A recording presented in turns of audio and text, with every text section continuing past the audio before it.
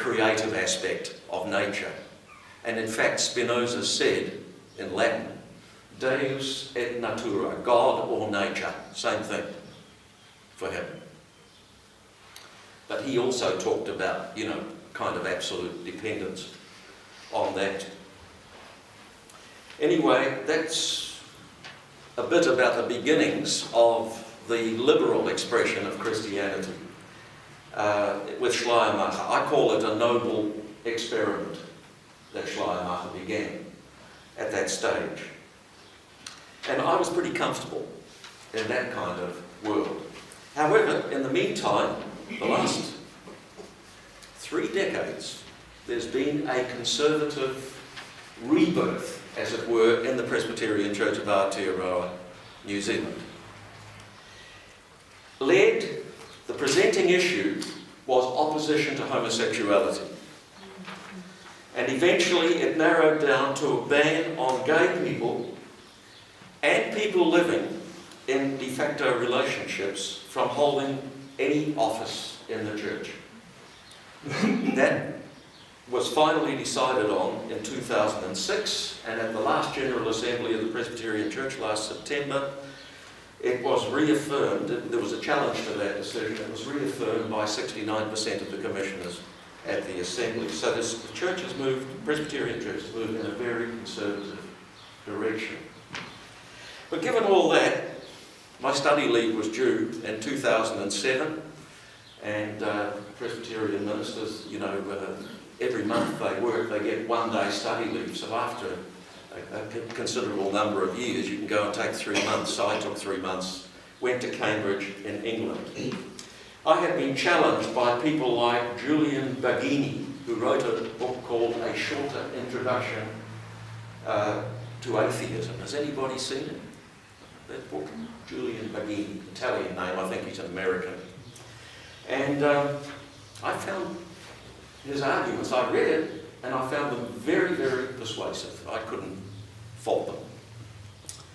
And then I read Richard Dawkins, The God Delusion, Christopher Hitchens, God is Not Great, deliberate opposition to Allahu Akbar for the Muslims, God is Great, and Sam Harris, an young American man who wrote The End of Faith, and also a little book called Letter to a Christian Nation, by which he meant the United States of America.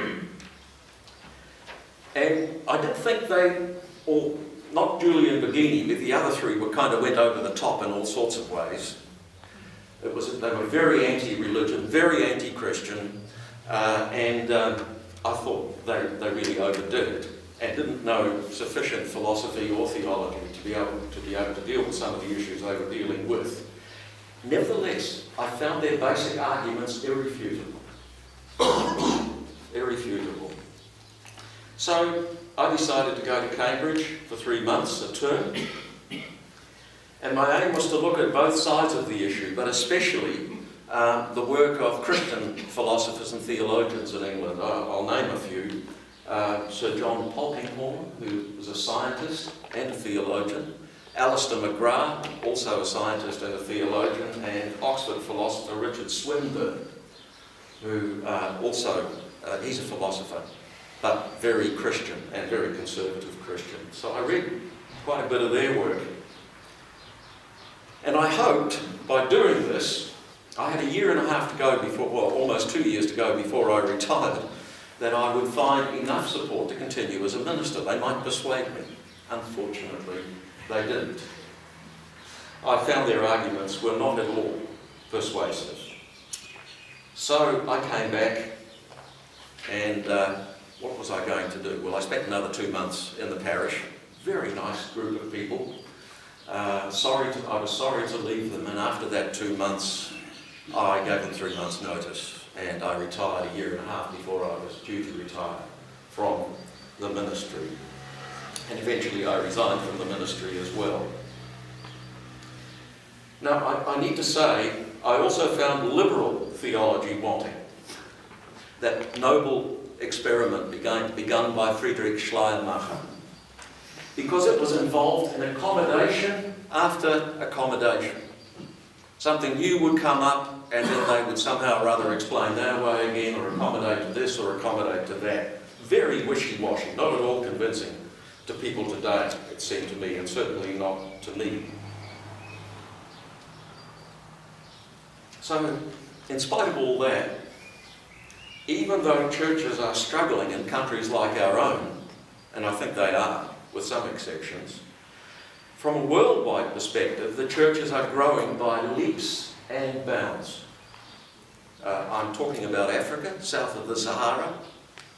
It's just, people are becoming Christians by the millions there. In Nigeria, half the population, at least 100 million, are Christian now. In South Korea, half the population are active Christians.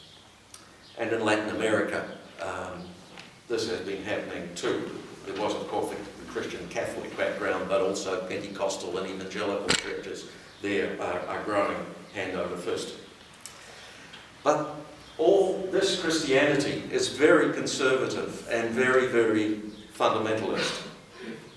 And in New Zealand too, it's conservative mega-churches, such as Destiny. I believe they're having some problems now, but those churches were really growing very, very fast.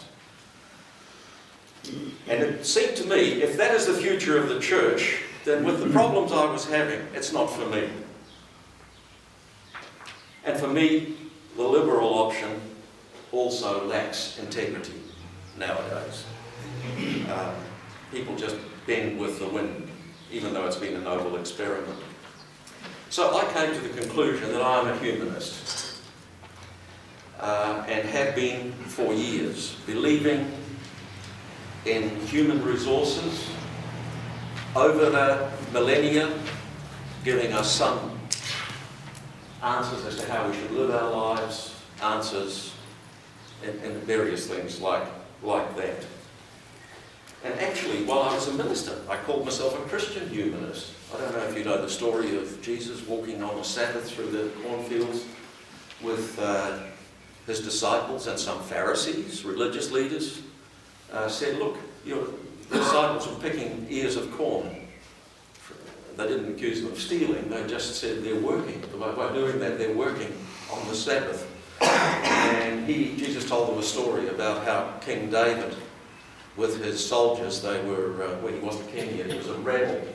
They ended up at the shrine at Shiloh and went inside, and there was some holy bread there, showbread I think it was called, and they distributed among each other and ate it, and they weren't struck dead for doing that. And so he said to the Pharisees, the Sabbath was made for human beings, for people.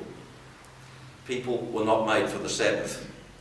And it seemed to me at that time that if you take that principle, the Sabbath is an institution, if you like, any institution, whether religious or secular or whatever, if it screws up people's lives, it violates that principle. All those institutions were made for the well-being of people. People were not made to be sacrificial lambs to those institutions. So I reckon that's humanism. And in that case, if those are truly words of Jesus, then he was a humanist too, a religious one, that is. So I'm also a rationalist.